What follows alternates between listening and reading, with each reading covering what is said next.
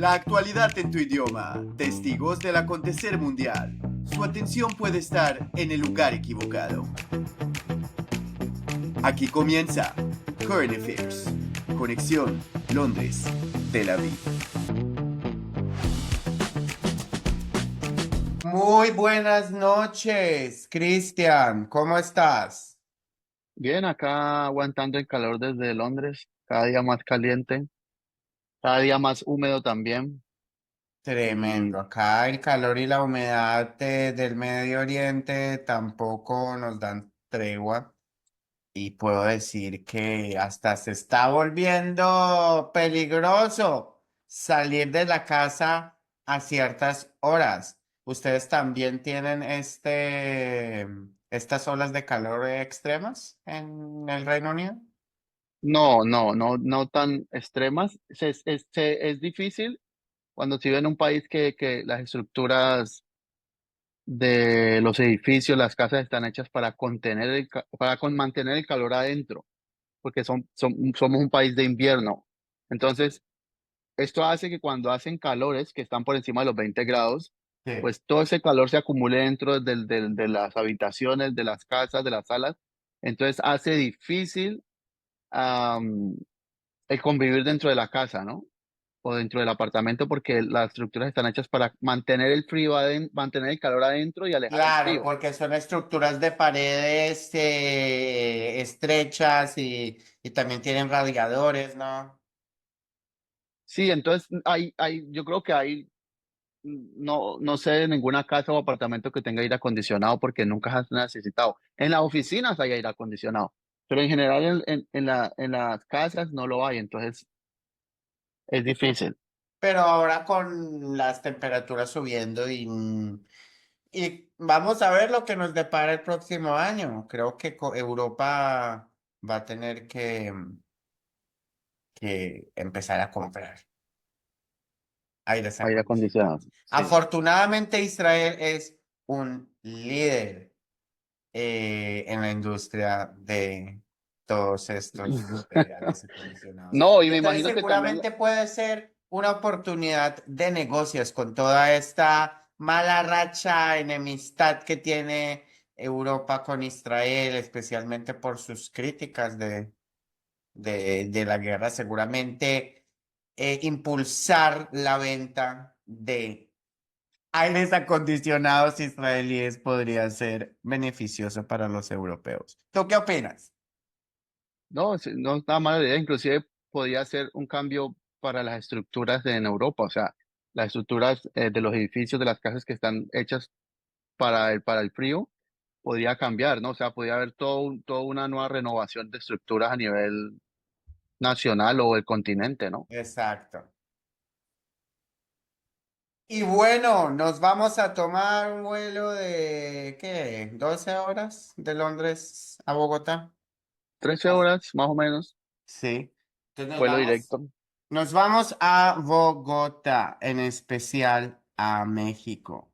La candidata presidencial y famosa periodista Periodista. Vicky Dávila en una entrevista exclusiva, hablando del costo personal y nacional de decir la verdad al crimen organizado, que en Colombia ha tomado fuerza últimamente.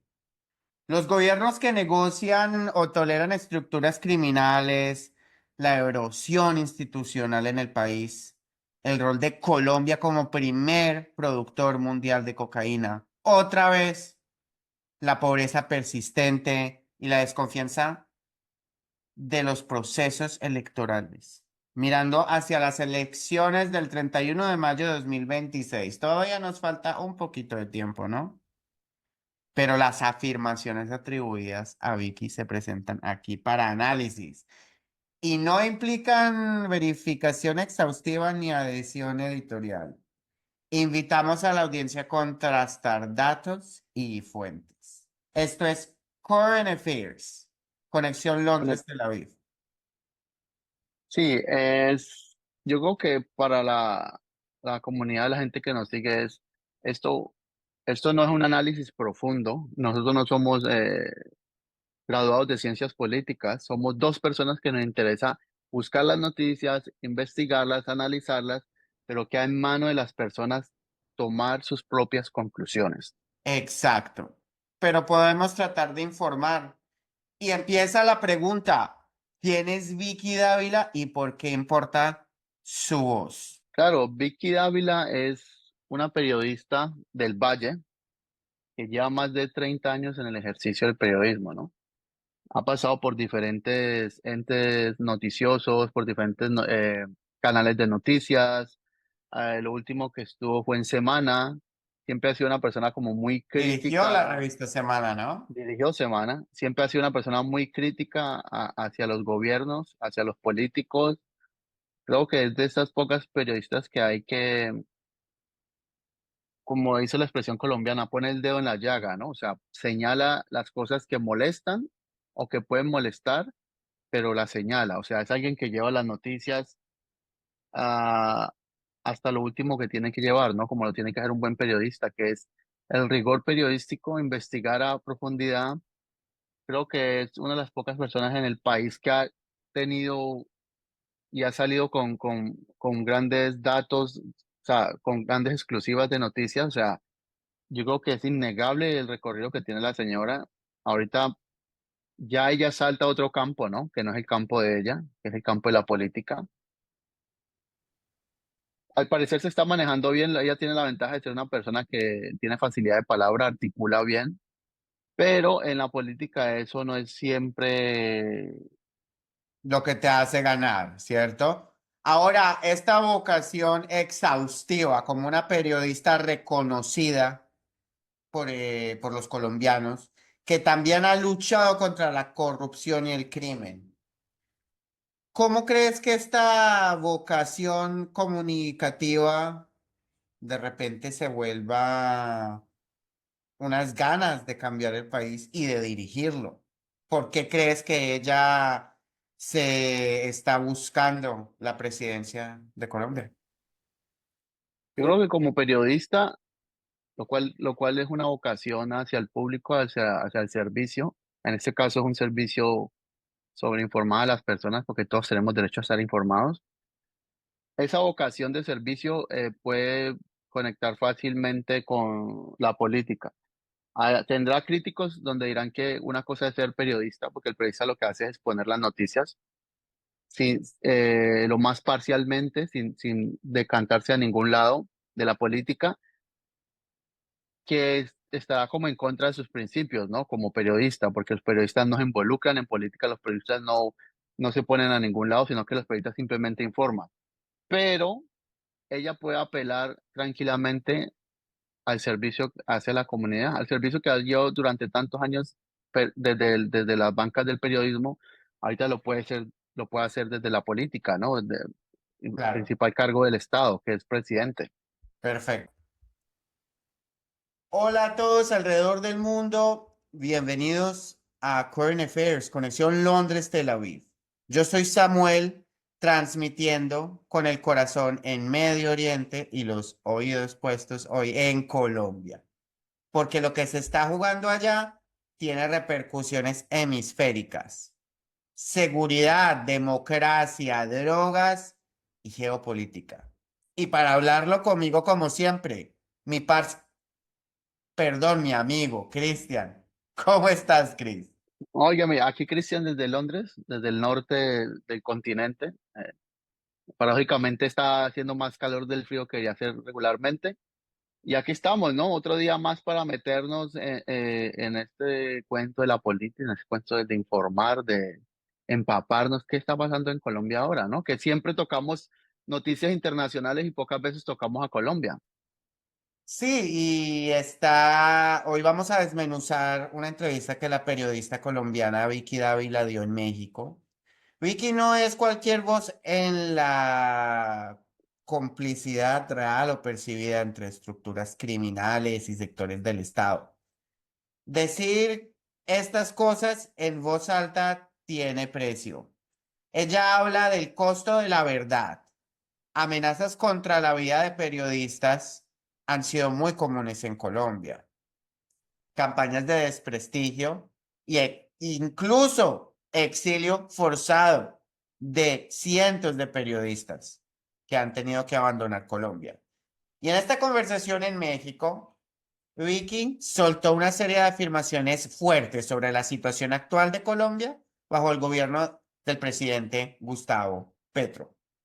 Hoy las vamos a presentar y luego Chris nos ayudará a analizarlas. Pero empecemos por la pregunta principal. ¿Por qué estamos hablando de Vicky Dávila?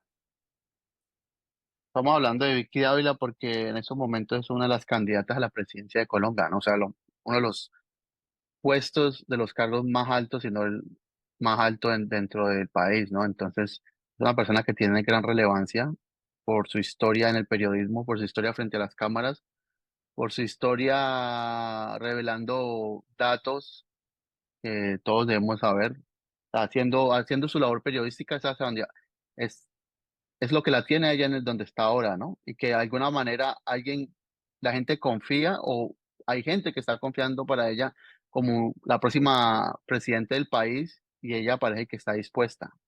Claro, está dispuesta, pero según ella misma, decir la verdad en Colombia tiene costo de vida.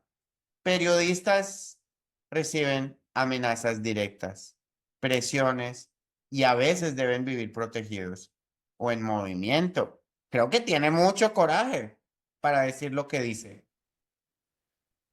Creo que ella, independiente de la posición en que se encuentra ahora, creo que siempre es una periodista con mucho coraje, ¿no?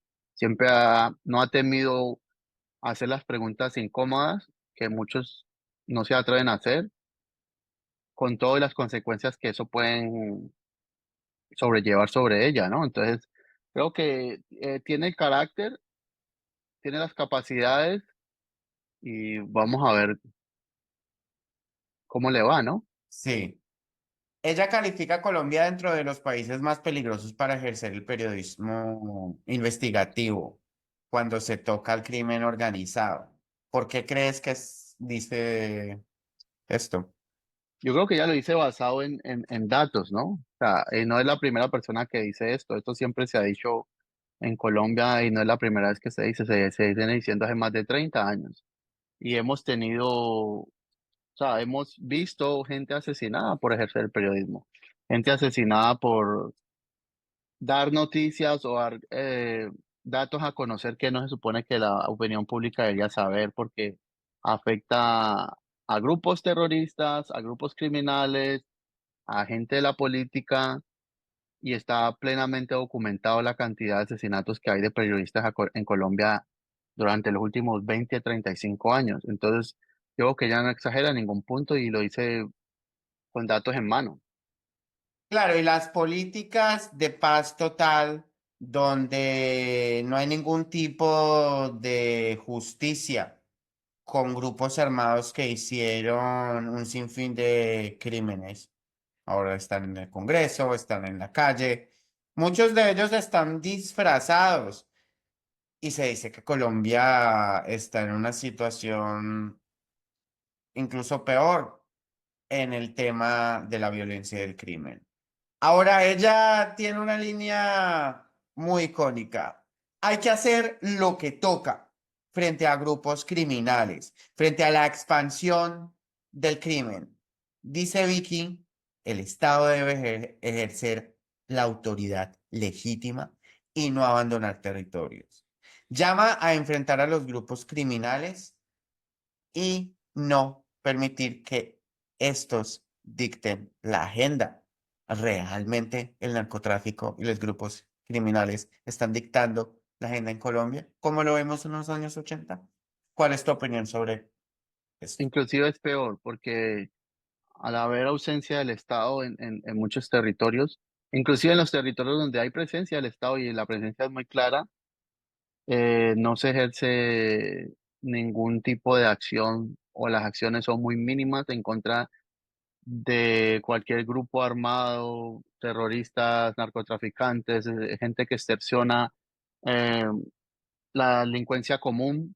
Entonces, si no hay la presencia del Estado para afirmar la autoridad del Estado, para mantener a los ciudadanos en paz o bajo control, los grupos criminales se toman las calles, ¿no? Se toman el Estado.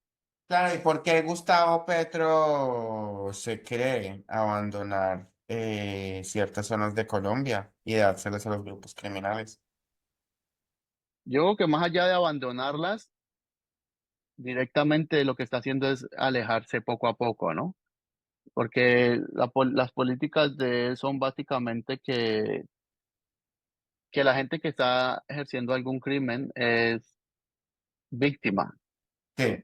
de la sociedad. Entonces, como son víctimas de la sociedad, no deben ser juzgados, sino que deben ser entendidos. ¿Y qué pasa Y es, cuando cometen crímenes como asesinato, secuestro, ya lo masacre, vimos, ya lo o vimos con violaciones? el intento de asesinato del precandidato a la presidencia, ¿no? De Miguel Uribe, que las declaraciones de Petro fueron que era un chico menor de edad y que le iban a proteger y todos los discursos que ha venido después dando después de eso es como que son criminales, pero no es culpa de ellos. Y dentro de la constitución y de la moralidad de un país existen los castigos, ¿no? Si tú cometes algo que está fuera de la ley, tiene que haber un castigo, tiene que haber consecuencias para lo que las personas hacen, ya sean buenas o malas, tiene que haber consecuencias, porque donde no hay consecuencias a diferentes tipos de actos, empieza a reinar la anarquía, y es lo que está pasando en muchos sectores, en muchas áreas en Colombia, que como no hay ¿Cómo lo podemos consecuencias, ver?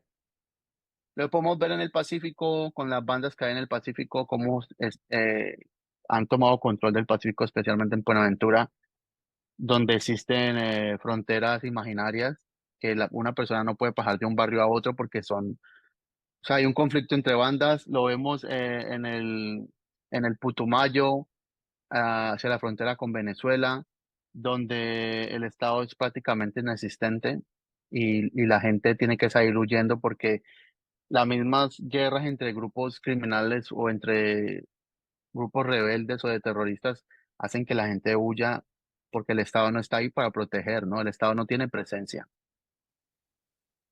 Claro, y por eso Vicky cuestiona la política de paz total. Dice que mientras se negocia con todos, los criminales ganan tiempo, territorio y representación política.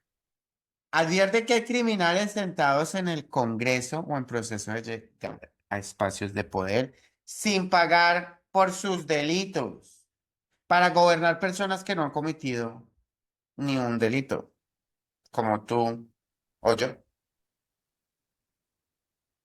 Sí, lo que pasa es que hay que entender que esa gente que ha tenido historial criminal en este momento están bajo una jurisprudencia diferente o una jurisprudencia que fue la que inició los procesos de paz en Colombia, que inclusive fue mucho antes de Petro, o sea, fue con Santos. Entonces, muchas de estas personas que están ahí prácticamente están legitimadas por el gobierno. Y es muy difícil volverlas a llevar ante un estrado o hacerles corte o algo así. Entonces, esa gente ya está ahí, no se puede hacer nada, al momento no se puede hacer nada. Yo creo que lo más fuerte, lo más difícil es los que todavía siguen cometiendo crímenes y que muchos de ellos han reincidido, ¿no? Yo creo que eso es lo más difícil. Y es muy difícil porque Colombia es un país hiperviolento, entonces es muy difícil llegar a acuerdos con grupos criminales. Claro. Está la idea de recuperar Colombia y de una mayoría silenciosa. Llama a la ciudadanía. Somos mayoría. Colombia puede tomar otro rumbo. Pero ese mensaje ya lleva resonando décadas. ¿Ha habido un cambio realmente? No ha habido ningún cambio, yo creo que las cosas han empeorado inclusive más. Porque cuando anteriormente en los ochentas, cuando habían grupos criminales, narcotraficantes o las guerrillas, siempre había un mando en ellos. O sea, eran grupos muy bien estructurados. Entonces había un mando, el cartel del Valle, el cartel de Antioquia, las guerrillas en la mitad, los paramilitares por otro lado. Entonces había unos mandos muy claros y muy fácil de identificar. Cuando desestructuraron los carteles, mucha de esta gente quedó sin un líder y mucha de esta gente se reagrupó en pequeños otros grupos y quedaron carteles, inclusive se empeoró la cosa, quedaron carteles donde no los había antes.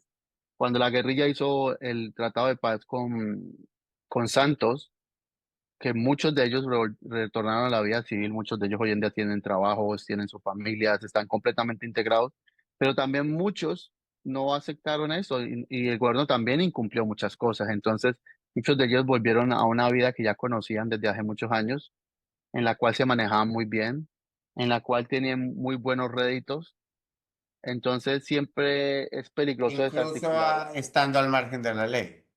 Sí, entonces es muy peligroso desarticular bandas o miembros, sí, porque si haces la negociación con el líder, pueda que los otros, los mandos medios no acepten eso. Entonces, una negociación tiene que ser al total del grupo. Entonces, eso es muy, muy difícil de manejar, especialmente hoy en día donde hay tantos grupos en Colombia. Hay tantos grupos que ya la gente ni siquiera sabe cómo nombrarlos. Hay tantos grupos que la gente no sabe cómo nombrarlos, como lo dijiste, en un estado que se está desdibujando. Ahora hablemos de corrupción y sus consecuencias para la economía. Describe un gobierno corrupto que arropa criminales. Está denunciando un gasto desbordado y robo de plata pública, mientras la pobreza persiste. Cita que más de 5 millones de colombianos se acuestan sin las tres comidas diarias. Como un gobierno que fue el primer gobierno de izquierda en Colombia, que se comprometió a la erradicación de la pobreza, a la justicia social, estamos viendo lo contrario. Lo que pasa es que los gobiernos, un gobierno para que lleve a cabo sus o acometidos, cumpla con lo que prometió en campaña, ah, todos se quedan en esperanzas vanas, ¿no? Y en sueños a cumplir, pero si no se está ejerciendo, si no hay una política de Estado que está ejerciendo los diferentes proyectos que tienen que haber en las comunidades, pues es muy difícil de que las comunidades crezcan, ¿no? Y no solamente eso, o sea, las malas decisiones que ha tomado este Estado, este gobierno, que es cosas como salirse de la explotación de carbón o de la explotación, mermar la explotación de carbón o dejar de buscar yacimientos de petróleo, cuando Colombia no es un país altamente industrializado o que tenga otras economías con las que pueda depender. Esa es Cuando una de se, las políticas ecológicas que hablaba el gobierno de Gustavo Petro, que quería volver a Colombia una potencia de la energía renovable. Estamos hablando de que países como Alemania, que tienen una de las industrias más amplias del mundo, tienen la capacidad y el lujo de transformarse en economías completamente verdes. Y eso es lo que están haciendo, con sus consecuencias económicas. Pero como un país que ni siquiera ha encontrado la justicia y la cohesión social va a cerrar una de las industrias que más le generan dinero al país.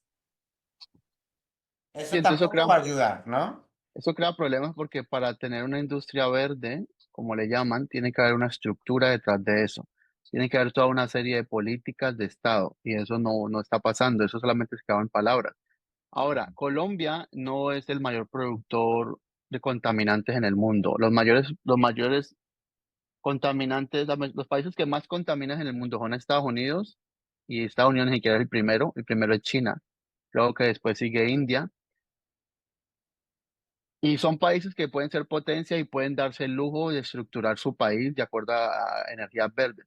Colombia es un país que ni siquiera es un país en desarrollo en estos momentos, donde no tiene la capacidad para darse el lujo de eso, porque ni siquiera contamina. Lo que contamina a Colombia no se justifica con lo que contamina países como China o India. Ahora, Claro. este gobierno ha jugado con la economía del país. ¿En qué sentido? Cuando el presidente hace tweets en medio de la noche desafiando al presidente de los Estados Unidos, cuando Estados Unidos siempre ha sido un aliado principal para Colombia. Y jugar con aranceles, con que Trump ponga aranceles sobre el país y eso afectaría la economía del país, que es muy importante todas las Que exportaciones que es se hacen muy a Estados dependiente Unidos. de los Estados Unidos, quiéralo o no. Sí, sí. Entonces Pues, elegir otras rutas económicas para Colombia es más difícil. pero vamos a agarrar la TARDIS, la máquina del tiempo. Nos vamos al 2010. ¿Por qué? Porque la candidata presidencial Vicky Dávila describía en esa época, hace ya 15 años, como el tiempo vuela, era otro país, Colombia era otro país en materia de seguridad. Se habían logrado golpes duros a las FARC, cabecillas como Alfonso Cano. Luego empezó la época de Santos. Según Vicky, el narcotráfico vuelve a crecer y se empiezan a abrir espacios políticos a excombatientes. Criminales terminan en el Congreso. ¿Qué fue lo que pasó entre 2010 y hoy en día? Por favor, haznos un resumen. Lo que pasó fue que las entidades del Estado, las que ejercen la autoridad en las diferentes zonas, como es ejército, policía, inteligencia militar, dejaron de actuar como lo venían haciendo antes de la presidencia de Santos. Entonces se fueron volviendo muy laxas en la autoridad sobre los territorios. Y otra cosa que pasó fue que Santos hizo un tratado de paz con la FARC, un tratado que al final de cuentas no solucionó el problema de violencia en Colombia y ni siquiera el problema que tenían directamente con la FARC, porque hubieron muchos grupos dentro de la FARC que se volvieron las disidencias que se llaman hoy en día las disidencias. Entonces eso no llegó al punto donde el gobierno lo quería, ¿no? Y hay otra cosa, que mucha de esa gente volvió, inclusive después de ser reinsertada en la sociedad, a crímenes, sino con la FARC, con grupos violentos o con grupos de criminales comunes. ¿Por qué? Porque el Estado los desamparó. Era gente que venía de hace 20, 25 años de estar en medio de la selva, combatiendo, era lo único que conocían. Cuando salieron de ahí no se les ofrecieron trabajos, o sea, y no tenían cómo ofrecerles trabajo, o sea, no se pensó en la economía post-conflicto, no se pensó en las soluciones Sí, porque post-conflicto. había un plan agrícola, había un plan económico. Yo, por ejemplo, estuve ¿cuándo fue el proceso de paz? En 2015, ¿no? Más o Sí, menos.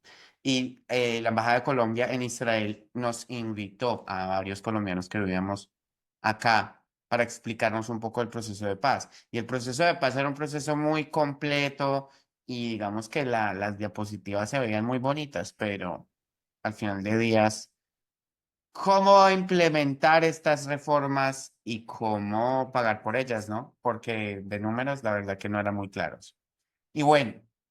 También la candidata presidencial Vicky Dávila pide recuperar la autoridad y la fuerza legítima del Estado, incluso si eso significa echar a un lado procesos de paz en la práctica, que solamente están sirviendo los violentos. ¿Estás de acuerdo o no?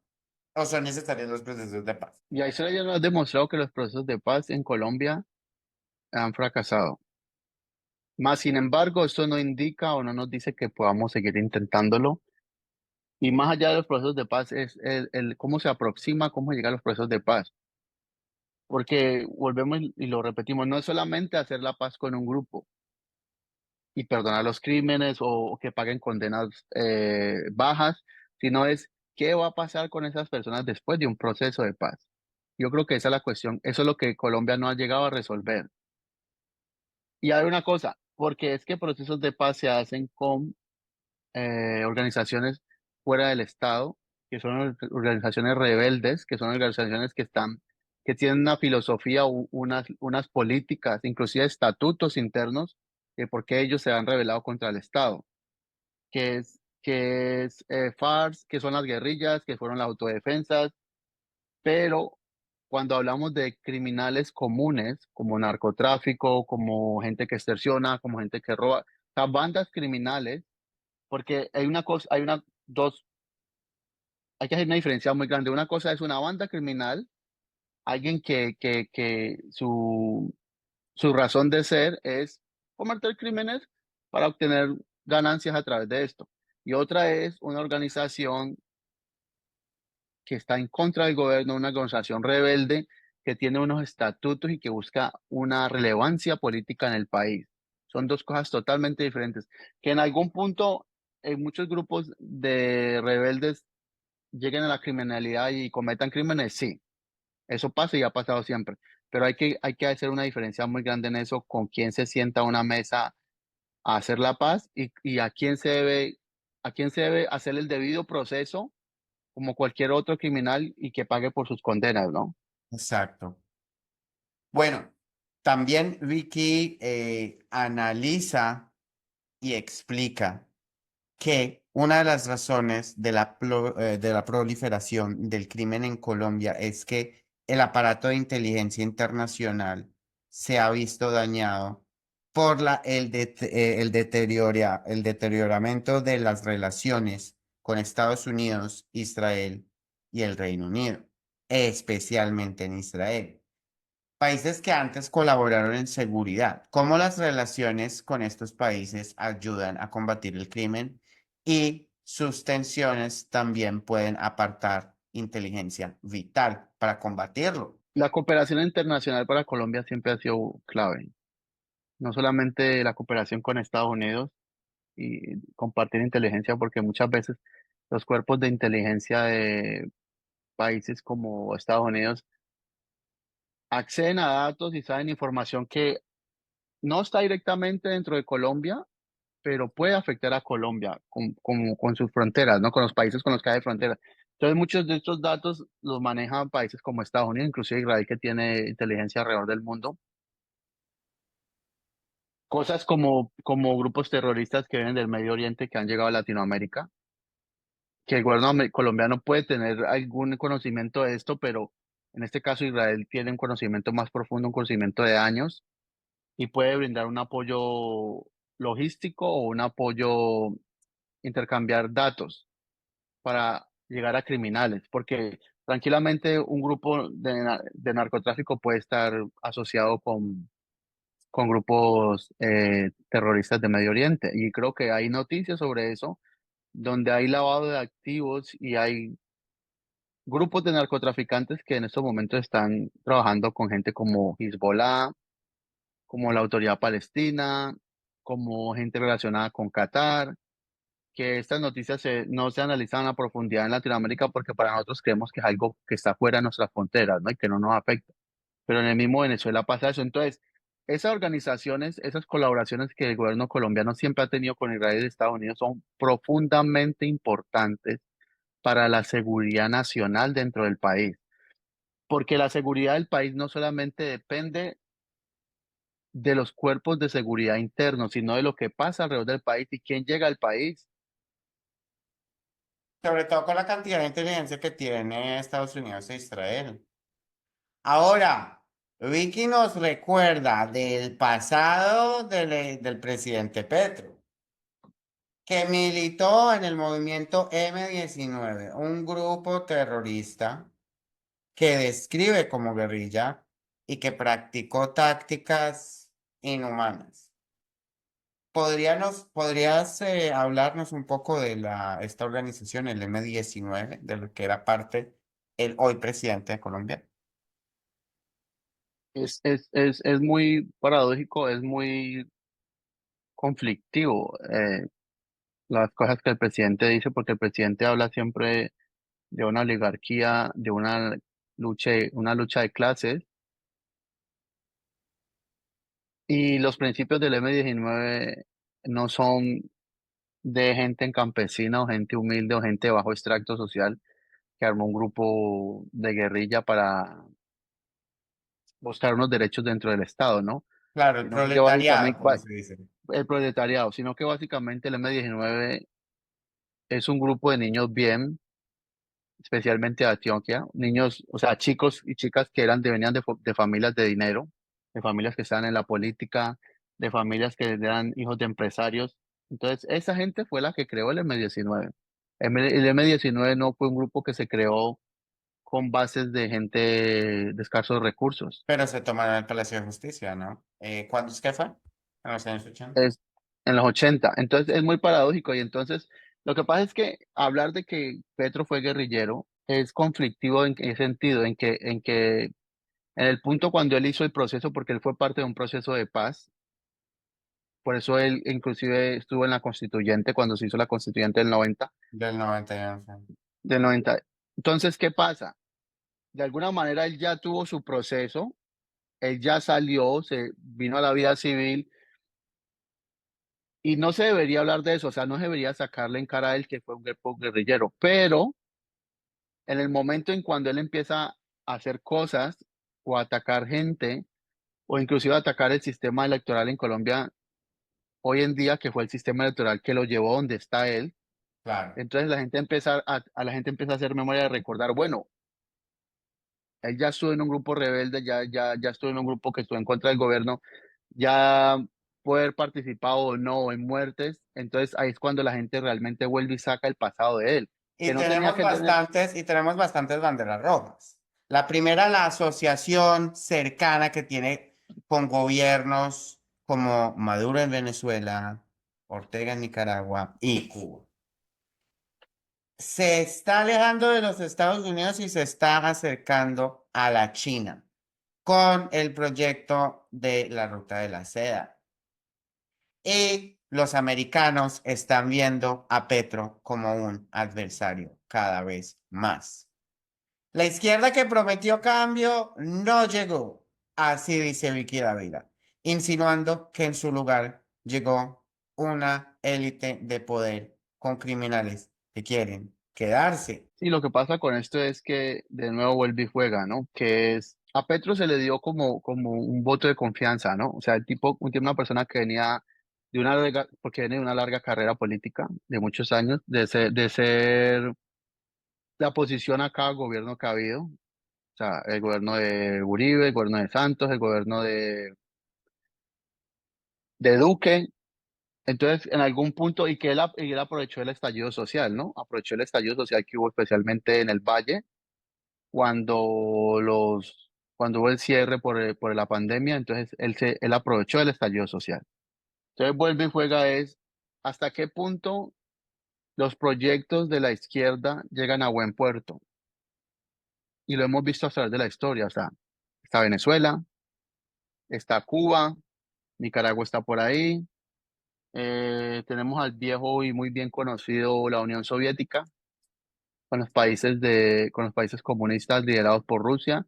Entonces, se ha demostrado hasta la saciedad en la historia de la humanidad, en la historia de Occidente, que los proyectos de izquierda tienden a fracasar, porque son proyectos que se basan en ideales, que está muy bien, está genial que hayan ideales, pero a la hora de implementar o llevar a cabo los proyectos o lo que ellos quieren hacer para ayudar a la población, fracasan, o sea, tienen un problema de ejecución muy grande.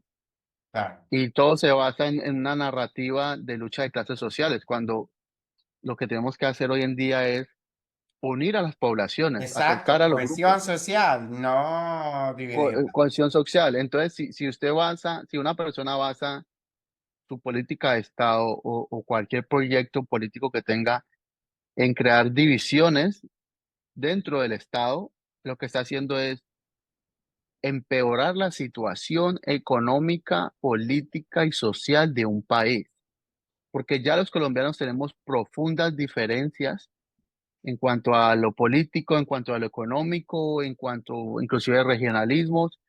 No se puede profundizar más las diferencias que hay entre los colombianos. Claro, Por el contrario, tiene que haber una cohesión social, tiene que haber una unidad social frente a un mismo proyecto. Entonces, vuelve y juega, porque ese también es de manual de la izquierda, o sea, del comunismo y el socialismo, que es básicamente crear divisiones dentro de la sociedad, y eso ya lo han hecho anteriormente en otros países. El mismo Petro lo dijo muchas veces cuando estaba para ser candidato, que muchas personas no cayeron en cuenta de esto, pero era que él decía que la gente no podía dejar de ser pobre, porque el que era dejaba de ser pobre se volvía capitalista, y si se volvía capitalista no iban a votar por proyectos de la izquierda. Y se y muchas necesita veces también la industria colombiana, se necesita también las personas que dominan las compañías. no, se necesita de la izquierda también. La izquierda tiene que existir en un país. Es absolutamente necesaria. Claro, pero Como al la mismo tiempo derecha, se necesita trabajar con las personas que impulsan la economía para también poder ayudar y hacer programas sociales como los hace empresas como Arturo Calle y otras. A veces se nota que los empresarios colombianos están haciendo más proyectos sociales para sus trabajadores y otros que el mismo gobierno. Ahora, mm, otra cosa que también preocupa bastante, el sistema electoral, que hasta el día de hoy nunca ha tenido muchos escándalos. es Nosotros muy pensamos los difícil. colombianos que somos un país obviamente democrático, pero acá están reportes de descomposición dentro del gobierno, intentos de control o de supervisar los votos. ¿Qué es lo que está pasando acá? ¿Y será que el sistema electoral colombiano está en peligro? Dicen que hay que vigilar las elecciones desde ya. Hay un problema porque en estos momentos hay un conflicto con una compañía que está desde 2007, que es Thomas and Gray.